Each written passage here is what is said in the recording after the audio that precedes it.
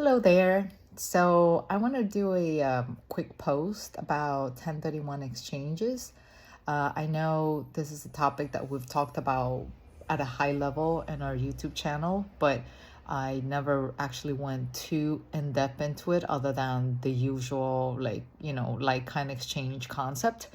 And the reason why I'm bringing this up is because I'm currently in the process of doing a 1031 exchange, meaning I am selling a property and I need to identify one within 180 days that is of equal or higher value in order to defer taxes. So, for those who are not familiar with the concept of 1031, that's basically what it is. It's some kind of like, I guess you can call it a benefit or some type of rule or exchange um, tip that the IRS has, depending on how you want to look at it, that allows you to grow more in real estate. So you sell a property, let's say, for example, for $500,000, and as a way to defer taxes on those gains, you wind up with a property of equal value or purchasing one of a higher value. So one way or the other forces you to get bigger and increase your net worth.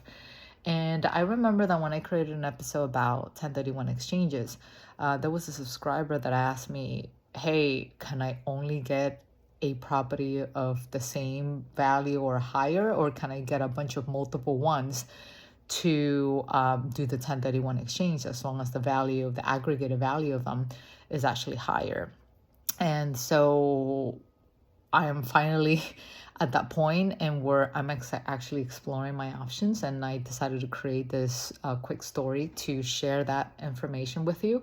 So there are three different steps that you can do, or like three approaches. It's a better way to define it, to do a 1031 exchange. So one, it's the very most popular one that everybody talks about, which is identifying a new property to purchase within 180 days after you sold your prior property. And that new property that you're about to close has to be of equal or higher value than the sales price of your prior property. That's one.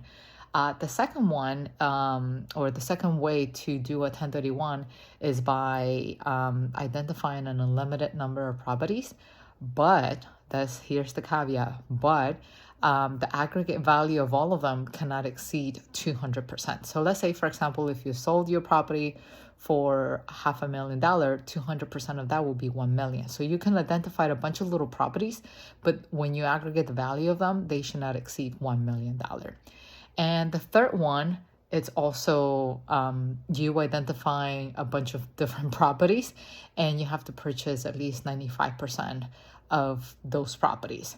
So that's in a nutshell of what the options are. Again, everything is still very conceptual. I am just getting started with this whole process. And if you want to find out more, just simply let me know, and I will keep you updated as to how the entire 1031 adventure goes along the way, so that way you can actually learn as well from my experience. I'll see you soon. Bye bye.